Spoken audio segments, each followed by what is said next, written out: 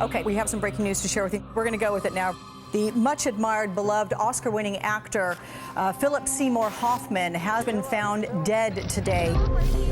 Philip Seymour Hoffman was considered one of the greatest actors of his generation. I think Phil was one of the best, if not the best, actor I've worked with.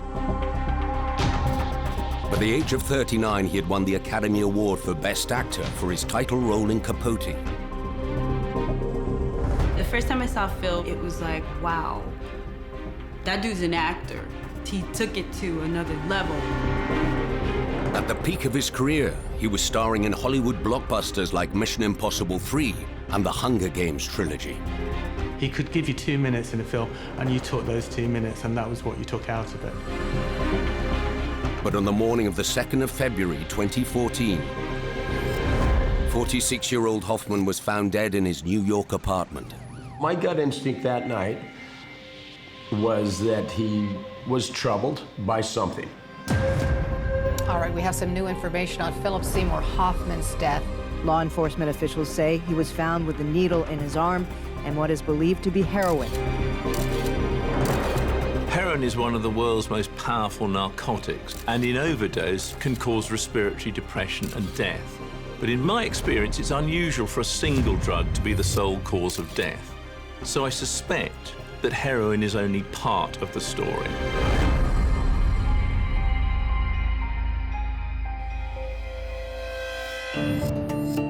Dr. Jason Payne-James is an internationally recognized specialist in forensic and legal medicine. Called on by the National Crime Agency, the Metropolitan Police and government task forces in the US and the UK, he provided evidence in the Soham murders and Baby P cases. Philip Seymour Hoffman was found dead from a presumed heroin overdose with a needle in his arm. But is that really what killed him? I've reviewed the coroner's statement and the reports of his last few days and hours, and I believe these will help me unravel the events leading up to his tragic death. Saturday, 1st of February 2014, 8 a.m. Philip Seymour Hoffman's last day alive. In Greenwich Village, New York, he goes to the Chocolate Bar, his regular coffee shop. He orders a quadruple espresso with a splash of milk over ice. Hoffman is back in New York on a break from filming The Hunger Games. He's busier than ever.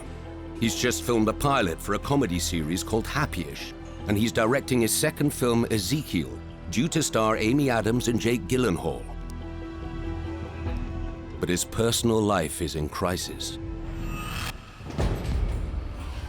He's separated from his partner of 14 years, Mimi O'Donnell, a costume designer who he met while working in the theater.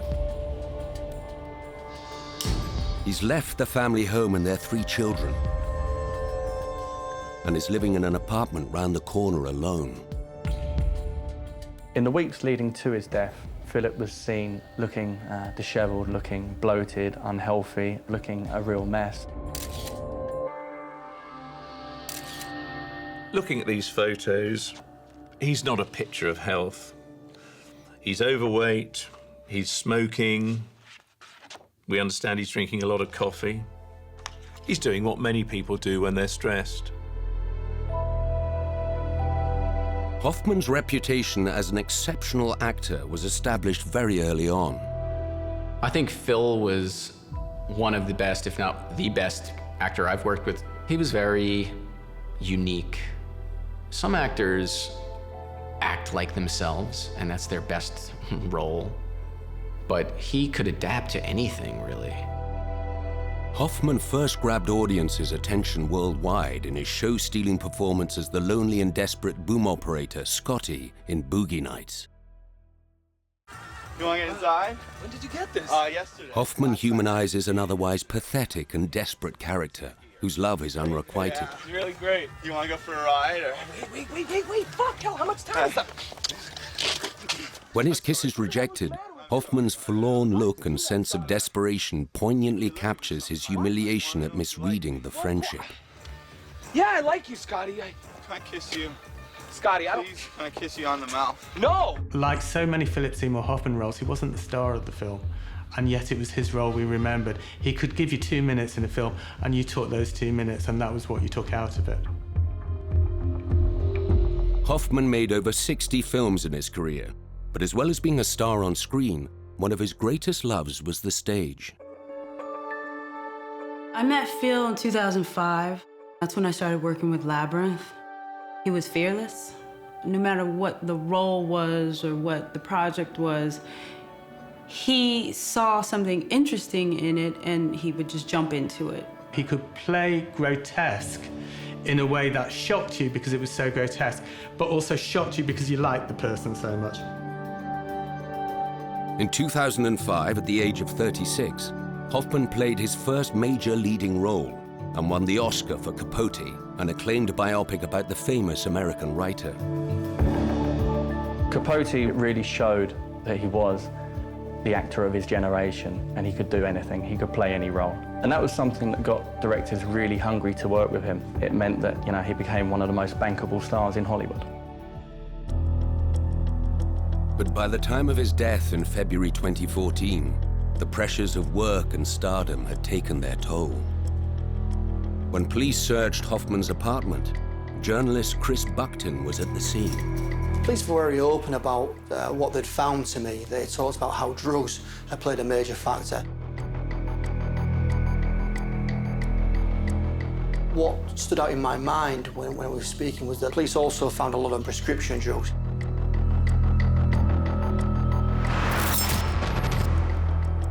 One of the drugs found in Hoffman's apartment was Vyvanse.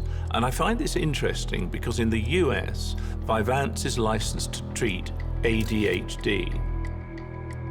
ADHD is a condition with symptoms which include inattentiveness, impulsiveness, and hyperactivity.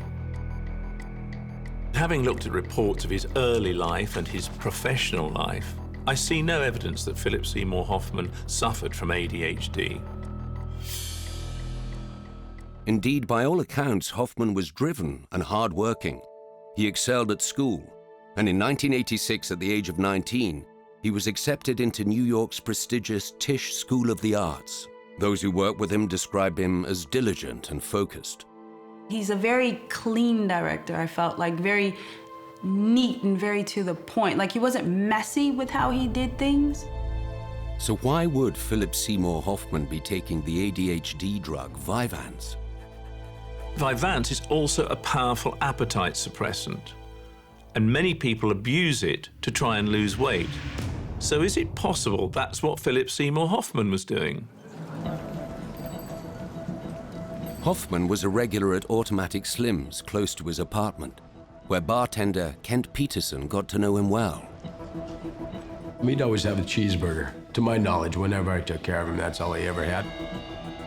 You know, it's a good-sized cheeseburger, and fries come with it.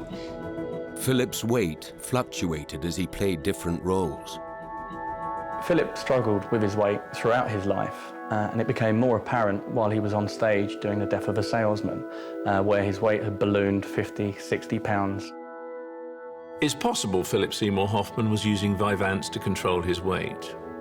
But in general, it's not a good idea to self-medicate to do that. He may have been someone who used prescription drugs to deal with any condition.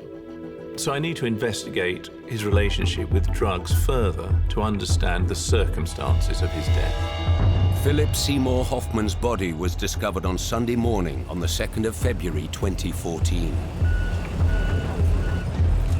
Dr. Jason Payne-James is investigating the cause of his death. Philip Seymour Hoffman was found dead with a needle and a syringe in his arm, presumed to be of heroin. But I don't think that's the full story, and my investigations already suggest that other drugs may have been involved. Saturday, 1:30 p.m., Hoffman's last day alive. He takes a call from his assistant, who later tells the police he sounded fine. Hey. Hi. Hi. Yeah, I'm good. 30 minutes later, at 2 p.m., Hoffman leaves his Greenwich Village apartment and bumps into his estranged partner, Mimi, who lives around the corner. But his demeanor has changed dramatically. Mimi later reported he looked high.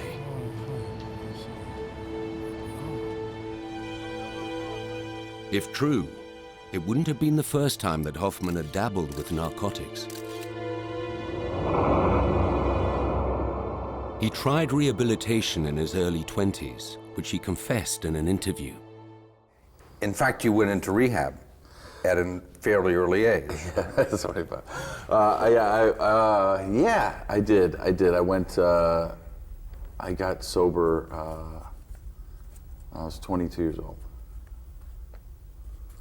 Yeah. So this was drugs or alcohol or both? Yes, all that stuff, yeah. Anything I can get my hands on. Yeah. Hoffman goes on to reveal that he stopped using hard drugs partly because of the dangerous situations he found himself in. Whatever I was doing made me worry if I was going to be able to do the things I wanted to do with my life. And I was putting myself in situations and predicaments that were dangerous. He also reveals that he feared for his future. I remember thinking, there's things I want to do. You know, there's things I want to do, and I'm not going to do them. If I keep doing this, it's not going to happen. After leaving drama school in 1989, Hoffman stayed sober for the next 23 years. During his long period of sobriety in 1999, Philip met his partner Mimi, and they had 3 children, Cooper, Willa, and Tallulah. They loved him. He loved them, you know, and you saw them, because I would see them in the neighborhood all the time. You know, and they were always at the theater. It's like the theater company was like a family, and they were just part of the family. They were very grounded kids. They went to a public school. It was a very, very simple life he wanted for them. His acting career also flourished, and he started getting parts in major Hollywood films such as Scent of a Woman.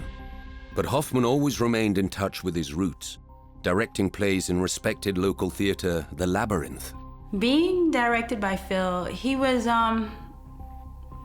was a little daunting because it's Phil. But then he would mix it up with you no matter who you were and talk about craft. Like he got off on talking about craft. It made me feel really good knowing that this person that I looked up to and loved his work and respected his work took interest in my work and was willing to help me. During these years, Hoffman continued to keep away from drugs and alcohol. In 2008, he was on the set of Synecdoche, New York, a movie about a theater director who loses his wife and has a breakdown. He would come to me, no one else would be there, and we'd sit in the makeup trailer, and he would sit there sometimes and we wouldn't say anything. And there were some days where we would joke around. One night after filming, we were going to the bar, and we asked him to come out with us, you know, come drinking, and he declined. And I was a kid then, and I had the audacity to ask him why not, you know? So I said, well, why can't you come out? And he said, no, I don't drink anymore. I don't do anything anymore, I'm sober. For someone with Philip's history of addiction, it's absolutely crucial to avoid any substance that could trigger a relapse. I wonder whether during this period of not taking any drink or taking any drugs, Philip had another kind of addiction, one that was hidden in plain sight. He was a workaholic. I think his work ethic was tremendous. He took on every role that came his way. He was a very immersive actor. And I wonder whether he got his buzz and his excitement this way. But the desire to start using again is never far away from the mind of an addict.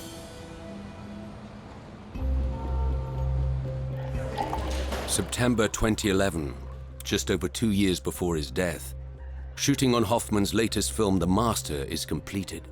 Hoffman is attending the wrap party. 3 years in the making, The Master is one of the most intensive films of his career. Philip was playing a very difficult character for him to grapple with, someone quite dark. He poured his heart into that role. He lived and breathed that character for 3 years. Someone once said to him, "Did you enjoy playing that part?" And he was gobsmacked that anyone could even ask. It was so intense, and it took so much out of him that there couldn't have been a more inappropriate word. He's at this wrap party, everyone's celebrating, he's given his absolute all to this director, to the role, he's immersed himself in it, and what a huge relief for it to be finally over. But for an addict, that temptation is never far away.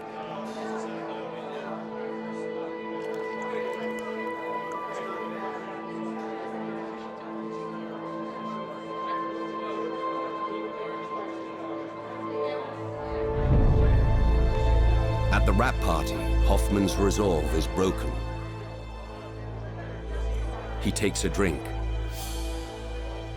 There's no turning back.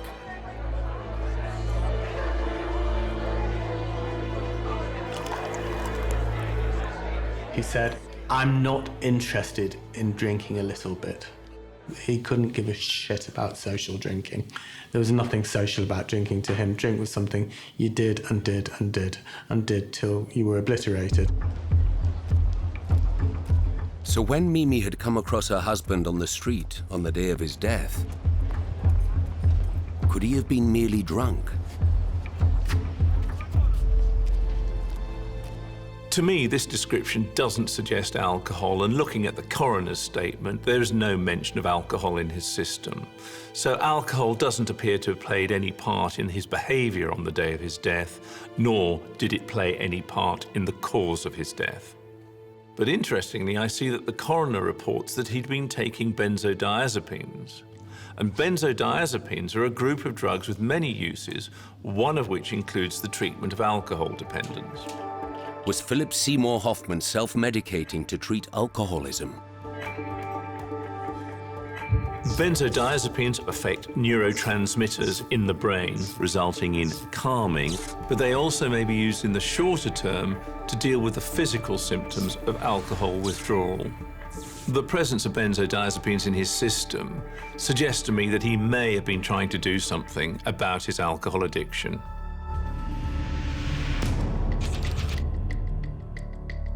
September 2012, Venice, Italy. Just a few months after his fall from sobriety, Hoffman's behavior is again causing concern.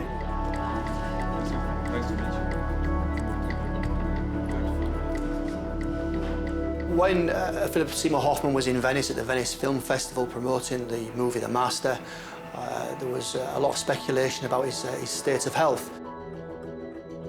There was interviews being given, press conference being given, interviews one-on-one where he was falling asleep.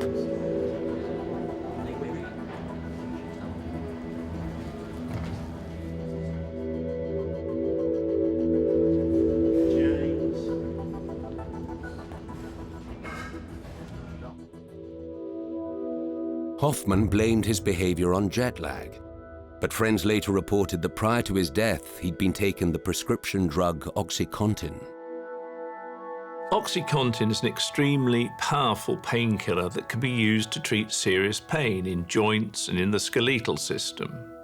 One of its side effects is that it can cause drowsiness, but its effects are very similar to heroin, and it's very addictive. If you're someone who's had a history of addiction, particularly heroin, OxyContin is an unwise drug to use because of its similarities to heroin, and use of it may initiate a relapse. 14th of May, 2013. For the last 7 months, Hoffman has struggled to keep his addictions at bay, but the battle to stay clean has failed. Forget Lindsay Lohan. The latest celebrity to enter rehab is now Philip Seymour Hoffman. According to reports, the Oscar-winning actor was being treated for substance abuse that included pill taking and snorting heroin. He recognised the situation as he had done back when he was 22 years old and feared that he would start using heroin intravenously. His stay in the East Coast Rehabilitation Clinic lasts for 10 days. Addiction is a disease that is very complex, and a person needs an awful lot of support to come to terms with it and deal with it on almost a daily basis, almost a moment-to-moment basis. Out of rehab, Hoffman goes straight back into work, filming on set for the movie God's Pocket, followed by The Hunger Games. He's thrown himself straight back into work. For me, almost seamlessly moving from one addiction to another.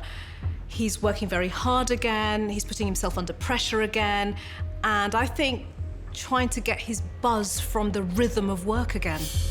In September, just a few months out of rehab, and 5 months before his death, he films the pilot for his first major TV role in Happy-ish. But during filming, there are signs that things are starting to go wrong again. There was one day when we had a rehearsal that, you know, he sort of wasn't as tight as usual, wasn't as on it, but I also knew he was doing like 3 different projects at the same time, so maybe he was tired, but I didn't realize there was more than that happening. By December 2013, reports in the New York Daily Post revealed that Hoffman relapses and is taking heroin again. His partner Mimi asks him to leave the family home. Mimi eventually had to ask him to leave for the sake of their relationship and for the sake of their kids.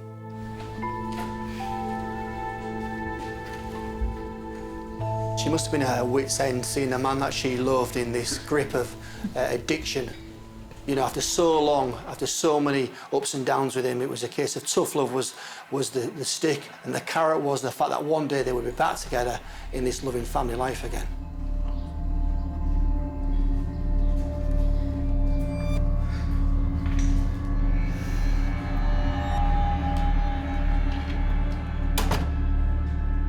He'd lost his security and his anchor. He loves his family, he loves his children, and he has to go away and deal with his addiction. And I think we'd find him in an emotionally vulnerable space. He would have probably felt very depressed, very isolated, and very cut off from his family support. January 2014, Park City, Utah. 2 weeks before Hoffman's death. Despite his turbulent personal life, he still needs to honor his work commitments. At the Sundance Film Festival, just weeks before his death, Philip was promoting A Most Wanted Man, which turned out to be his last film, and he was seen looking disheveled, seen looking a mess. During that film festival, John Arundel, he's the co-publisher of Washington Life magazine, went up to Philip Seymour Hoffman, not recognising who he was. He looked so dishevelled. He asked him what he did. Philip Seymour Hoffman replies, "I'm a heroin addict." Sunday, 2nd of February 2014, Philip Seymour Hoffman is discovered dead in his New York apartment.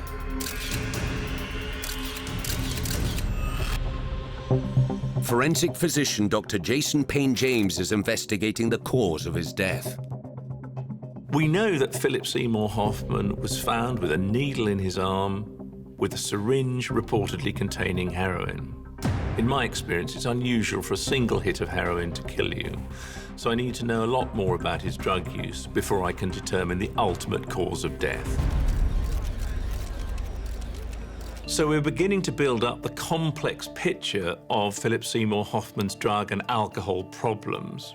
We know from the coroner's statement that he had in his system at the time of his death benzodiazepines and heroin, but that same statement also reveals the presence of another drug that may have significantly contributed to his death, and that drug is cocaine.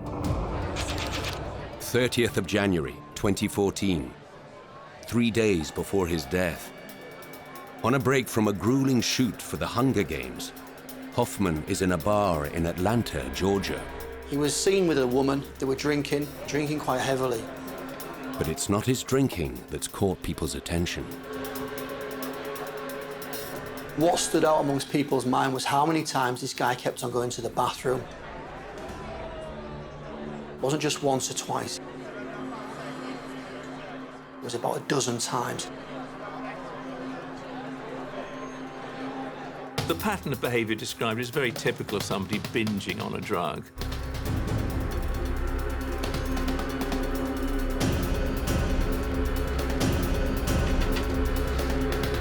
Snorting a drug like cocaine is one of the quickest ways of getting it into your bloodstream. It passes rapidly to the brain, where it has both physical and psychological effects. The physical effects include raised blood pressure, raised pulse rate, but the psychological effects are the ones that Philip Seymour Hoffman really wants. They are a feeling of euphoria, of well-being, of excitement.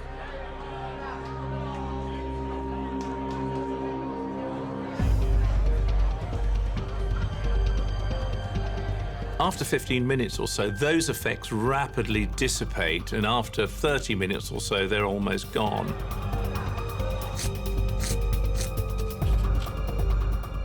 And that's why this cycle of binging, of repeated use, is so common amongst those using cocaine. After his session in the bar, Hoffman takes a flight home to New York. He's photographed passed out on an airport buggy and again on the plane. These are the last photos ever taken of Philip Seymour Hoffman. With addiction, it's like throwing a virus into the hard drive. It corrupts the brain, and the person is forever changed, and trying to get themselves under control has to become the most important thing to them. But for Philip, he's lost control. He's now in the grip of the addiction. It's completely got hold of him, and he can't stop. Friday, 31st of January, 2 days before his death. After his binge in the Atlanta bar, Philip Seymour Hoffman is spotted in his New York neighborhood. The last time I saw Phil was the Friday. He was excited about shooting Happy-ish. It was like any other time I would bump into him, you know, on the street. It's like, hey, you know, and then he was just regular to me, you know. It was cold out, he had his Carhartt on, he had his, you know, jacket on and hoodie and whatever. And, you know, we just talked for a couple minutes and went about our business.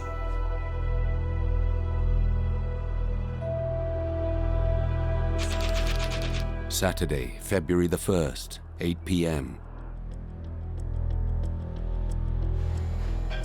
Hoffman's in his Greenwich Village apartment alone.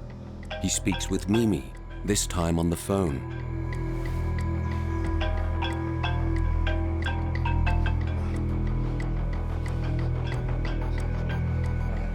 They make arrangements for him to collect their 3 children the next morning. But she later reports to the police he sounded high when they spoke.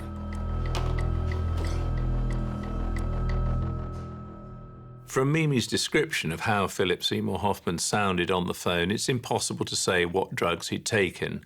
What we do know, however, is whatever he had taken, he was able, an hour later, to leave his apartment. Saturday, 9 p.m. An hour after the call with Mimi, Hoffman is seen with 2 men in a deli near his apartment.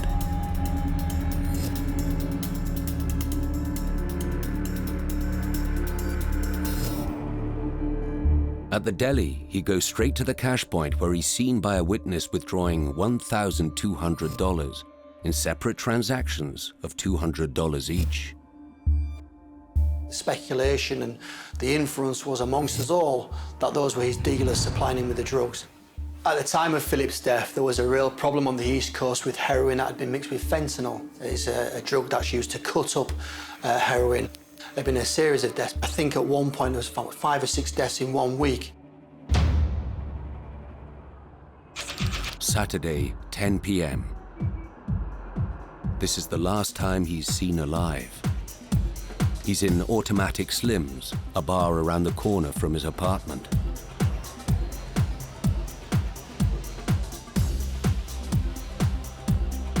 Phil would come in quite regularly. You know, he knew all of our names, and this was his favorite place. Hoffman is in the bar with 2 men. It seemed like he was kind of in a business interaction with the two gentlemen. So I went to Phil's table. I asked him how he was. I said I hadn't seen him for a couple of weeks and it was good to have him back. Now, he always would engage. And he just looked up at me, you know, like, and then back down, which I thought was odd. My gut instinct that night was that he was troubled by something. Hoffman orders his usual cheeseburger and drinks a non-alcoholic cranberry and soda.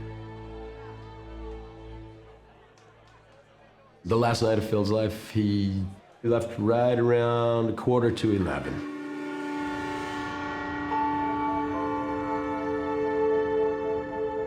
No one knows what happens next, but what we do know from the coroner's statement is that 12 hours later, he's found dead with a needle in his arm.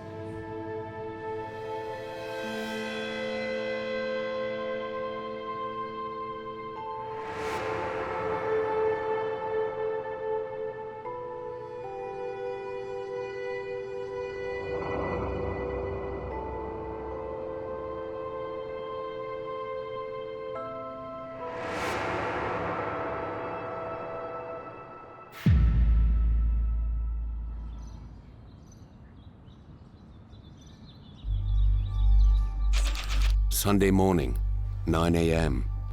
Mimi and the children are waiting for Hoffman to come and collect them.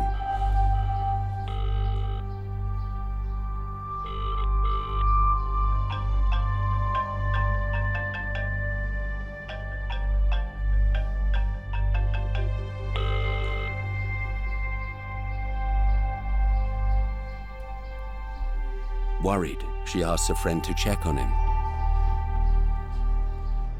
When he and Hoffman's assistant arrive, he's already dead. CNN breaking news. Tragic news to bring you this afternoon. It was Super Bowl Sunday the next morning. I came in early to the bar to set up and saw a lot of news vans. Had no idea what it was about. I said, "What's going on with all the news vans?" And like, "Oh, you didn't hear.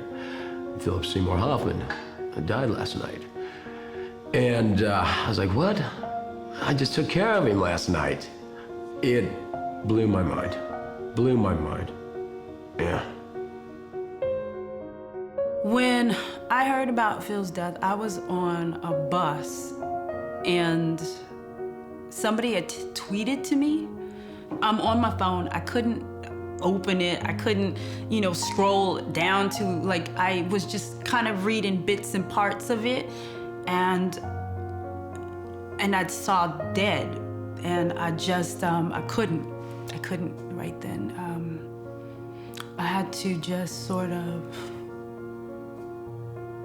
I wasn't dealing with that on the bus.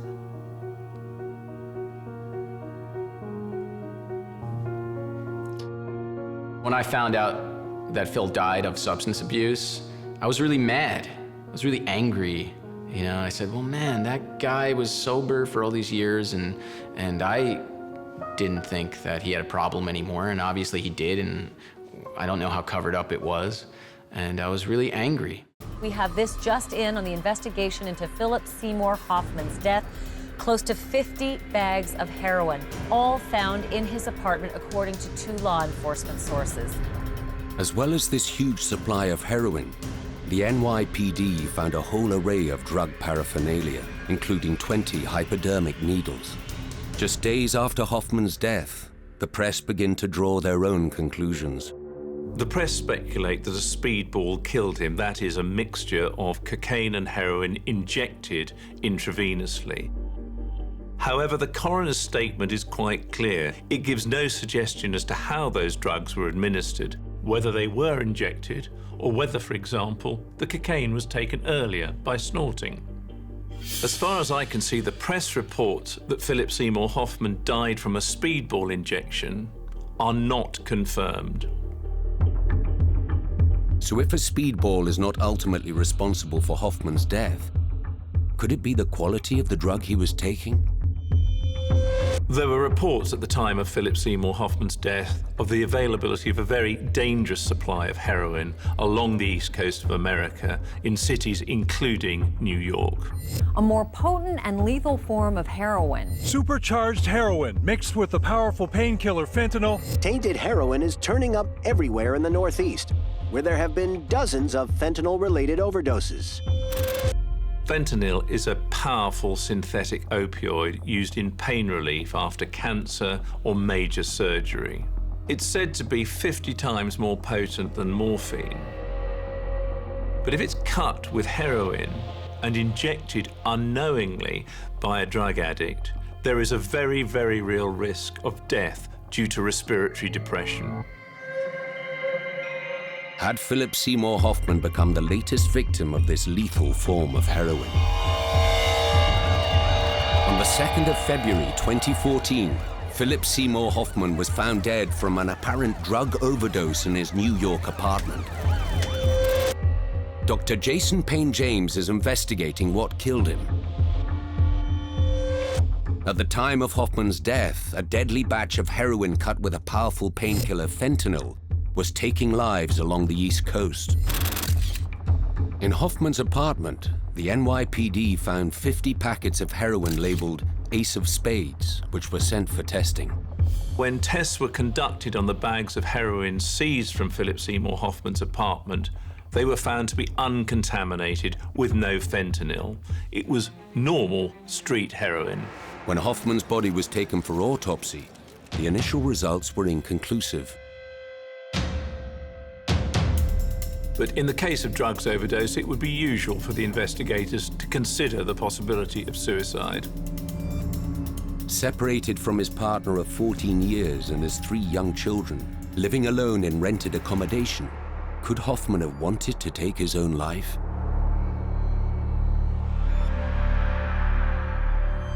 I don't believe Phil committed suicide. I don't believe he wanted to leave his children, leave his life, leave all the people and the family, just everybody that he knew so well and was so tight with.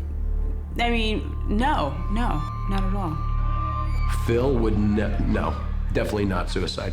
Absolutely not. There's no way in the world. That was a complete accident, for sure. It was an accident. The coroner clearly states here that his death has been recorded as an accident. So suicide is ruled out. This has been a baffling case, but now I think I've worked out how he died. Philip Seymour Hoffman had a complex relationship with and a reliance on drugs. The reports say that Vyvanse was recovered from his apartment. And Vyvanse is an amphetamine. And the coroner's statement shows that he did indeed have amphetamine in his system. Amphetamine is a central nervous system stimulant, and it works by affecting the levels of chemical neurotransmitters, such as serotonin, in the brain, and can create a sense of euphoria. Hoffman may have been taking the amphetamines as an appetite suppressant to control his weight. But I've seen photos of him at the time of his death, and he's overweight, so I suspect this is not what he was using it for. I believe he was using the amphetamines to get high. The coroner's statement reported that Hoffman also had benzodiazepines in his system, which can be used to treat the symptoms of alcohol withdrawal. But he was seen 3 days before his death drinking in a bar in Atlanta. so I suspect he wasn't using them for alcohol withdrawal. Benzodiazepines also affect neurotransmitters in the brain, and their effects are more sedating or calming, so it can give a feeling of lightheadedness. I suspect, like amphetamines, he was using them to get high. There's no evidence that these drugs were prescribed by a doctor, so I suspect that he was abusing them. We know from Mimi's description to the police that Hoffman had appeared high in the afternoon and then again in the evening, on the day before he was found dead. The coroner states that Hoffman took cocaine. And we also know he's taken heroin. Cocaine as a stimulant drug also affects neurotransmitters in the brain such as serotonin, dopamine, and norepinephrine, and its effects result in an intense feeling of euphoria. The effect of heroin in the brain is to cause opiate molecules to bind to and activate receptors in the reward center of the brain. This stimulates the release of chemicals such as dopamine, which can cause a sensation of pleasure. And so with these powerful stimulants and powerful depressants, you might think they'd cancel each other out, but they don't. They interact in very complex ways, and I suspect that Philip Seymour Hoffman had taken this combination of drugs on many occasions before without serious consequence. And the problem is that when you take a combination of drugs, you may be lucky a lot of the time, but one day that luck will run out. So I think it's the drugs in combination that have killed him, not one drug in isolation. He's died due to a mixed drug intoxication. And in many respects, it was just simply bad luck. But how precisely did he die? For me, the most significant thing is that he had a needle and syringe in his arm at the time of his death. And that means that things must have happened rapidly. He didn't have time to remove the needle, he didn't have time to summon help. And that then leads me on to two further conclusions. Either his heart stopped or his brain stopped. Whichever it was instant. As the news of Hoffman's death spread, Hollywood was shocked and saddened. Who knows what he would have been able to do, but we're left with a legacy. I'm enormously sorry and upset by it. He gave so much of himself on film passes. It's pretty heartbreaking, really. It's just unfair to his family. It's unfair to the world, you know, that love him as an actor. But that's life, right? That's life. I mean, you play with fire, you get burned, sometimes you die, sometimes you make it out. On the 5th of February, 3 days after Hoffman's death, the lights on Broadway were dimmed and a candlelight vigil was held in his memory outside his beloved Labyrinth Theater. I did attend the candlelight vigil, and the courtyard was filled with people. And it was just a quiet moment that was, you know, beautiful. White candles and just people.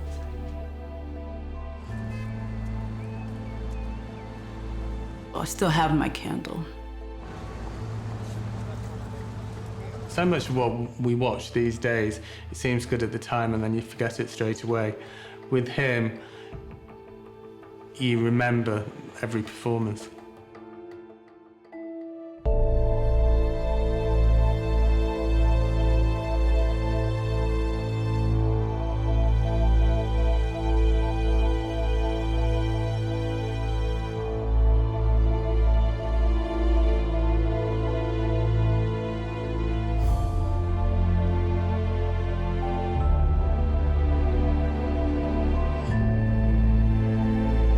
Potato.